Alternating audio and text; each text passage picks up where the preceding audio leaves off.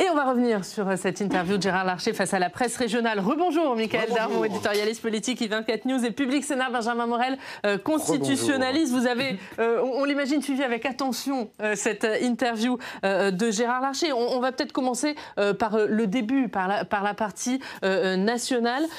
Gérard Larcher, optimiste sur un accord de gouvernement, mais pas automatique, avec quand même des lignes rouges.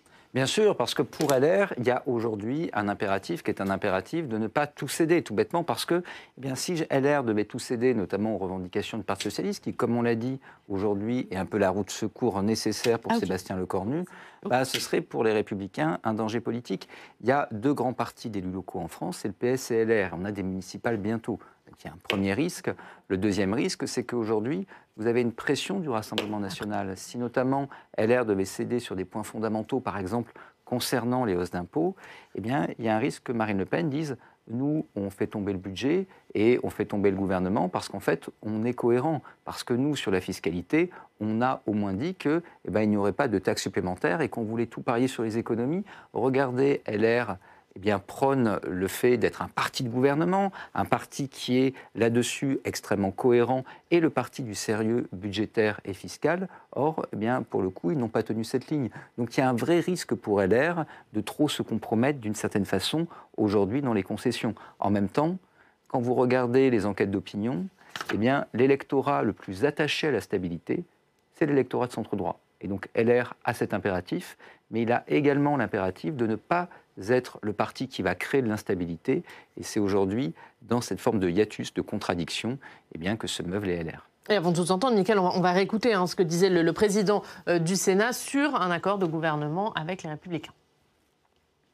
Il faut qu'il établisse, notamment avec le socle commun, qu'on a appelé un contrat, mais qui peut être une lettre cadre, une feuille de route dans laquelle vous avez les 4-5 piliers, piliers budgétaires, piliers régaliens.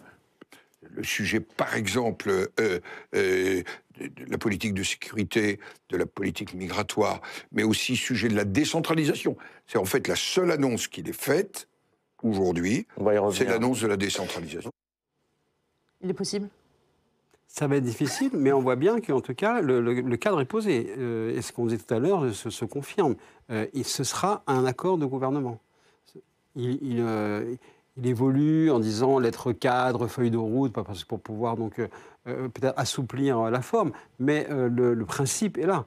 Ce ne sera pas un soutien automatique. Il faudra que les points portés par LR, qui effectivement, depuis quelque temps, est sorti de l'oubli, est redevenu un parti de gouvernement, est revenu au gouvernement par les opportunités politiques et les situations que l'on connaît, maintenant a intérêt à vouloir y rester. Parce que c'est ainsi qu'ils pourront préparer à la fois l'échéance très très courte à venir des élections municipales, mais surtout l'élection présidentielle, pour pouvoir se forger aussi une capacité, une crédibilité à pouvoir prétendre à gouverner le pays. Donc de ce point de vue-là, oui, on sent bien que là, le temps on va dire, du sacrifice qu'on évoquait tout à l'heure est terminé. C'est maintenant, dans le cas d'un accord, avec les points donc politique portée par LR, que cela pourra se faire, et sur le territoire du socle commun. Il a beaucoup répété le socle commun pour bien périmétrer, ce qui accroît paradoxalement la difficulté pour Sébastien Lecornu. Et parmi les points qui font débat, il y a la question de la taxation des ultra-riches. On va écouter ce que nous en disait Gérard Larcher il y a quelques minutes. Nous sommes déjà la médaille d'or des prélèvements obligatoires. Ah oui, en Europe. C'est ce que savait Michel Barnier. Oui. Seconde chose, est-ce qu'on recherche plus d'équité fiscale? La réponse est oui. Mais est-ce qu'on revient aux recettes de 1981? Ma réponse est non. Parce que s'il faut taxer uniquement le patrimoine, pardonnez-moi, ça sera une manière d'empêcher ce pays de redécoller. Donc, rechercher l'équité fiscale, c'est un travail que nous conduisons d'ailleurs depuis plusieurs mois. Je pense au holding patrimonial, je pense à un certain nombre de niches. Je pense à la lutte contre la fraude fiscale et sociale. Voilà pourquoi je vais souhaiter, comme le Premier ministre d'ailleurs, puisque nous étions tombés d'accord il y a quelques jours sur ce sujet, que parallèlement au dépôt du budget, il y ait le projet de loi justice fiscale et sociale. Alors, non à la taxe Zuckman, non à la taxation sur le patrimoine, s'il l'a redit très clairement. Il en trouve quand même la porte à une autre forme de taxation des plus riches. Oui, d'abord parce qu'il y a une demande. Et alors, une enquête IFOP qui, certes, a été commandée par le Parti socialiste. Donc, évidemment, il y a des questions qui n'ont pas été posées, qui auraient pu être posées. Mais montre que même dans l'électorat LR, il y a aujourd'hui une demande de taxation des plus aisés. À tort ou à raison, est-ce que c'est efficace économiquement, etc. Ce n'est pas moi qui me prononcerai, je ne suis pas économiste. Mais néanmoins, il y a cette demande assez largement partagée et c'est une demande qui plus est nécessaire si vous voulez avoir un pacte de non-censure avec les socialistes. C'est-à-dire que c'est, je dirais, le SMIC politique minimal pour parvenir à un accord et il est loin d'être certain que ce soit suffisant. Donc d'un point de vue pragmatique, là-dessus, il y a la nécessité de donner des choses. Après, est-ce que, ce sera suffisant? Est-ce que ce sera suffisamment symbolique pour que le PS puisse rentrer dans un pacte de non-censure et en même temps assez raccord pour ne pas que justement LR apparaisse comme étant un parti qui ne tient pas la ligne et n'est pas cohérent sur ce sujet-là, ça va être tout le sujet des négociations. Pour l'instant, je reprends l'expression qui a été évoquée tout à l'heure, on en est loin. Oui, et ça touche au sujet, au fond, qui est celui qui doit être, à mon avis, au cœur, enfin d'après ce qu'on comprend aussi, au cœur des discussions entre Sébastien Lecornu et le président de la République. Parce qu'en réalité, ces concertations qui sont menées facialement et parce qu'elles ont aussi un rôle politique, elles occultent la véritable seule concertation qui vaille en ce moment, c'est celle entre les deux têtes de l'exécutif, parce que Sébastien Lecornu doit obtenir de la part d'Emmanuel Macron une concession.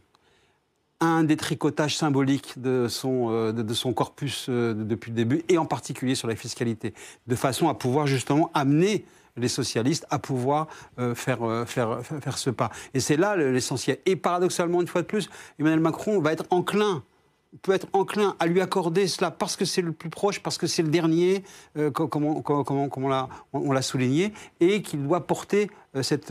Et parce que c'est la dernière cartouche aussi. Et absolument. Et donc, donc détricoter une partie du corpus de macroniste avec le mantra sur la fiscalité qui devait être intouchable, c'est, je dirais, le cœur du dispositif. Et c'est la raison pour laquelle le président Larcher a aussi bien pointé cela en disant pas question de revenir à 1981, c'est-à-dire pas d'impôt sur la fortune, pas massacrer justement la possibilité de pouvoir remettre de l'investissement, réinjecter de l'économie, du financement dans l'économie française pour que le pays redécolle. Le terme redécolle est quand même très intéressant, parce que ça veut dire que c'est aussi le constat de la gravité de la situation. Un dernier mot, puisque Gérard Larcher s'est aussi beaucoup exprimé sur la question de la décentralisation. Il nous a dit qu'il allait recevoir les membres du socle commun ici au Sénat la semaine prochaine et qu'il en avait parlé avec Emmanuel Macron, qui semble prêt à un tournant sur ce sujet.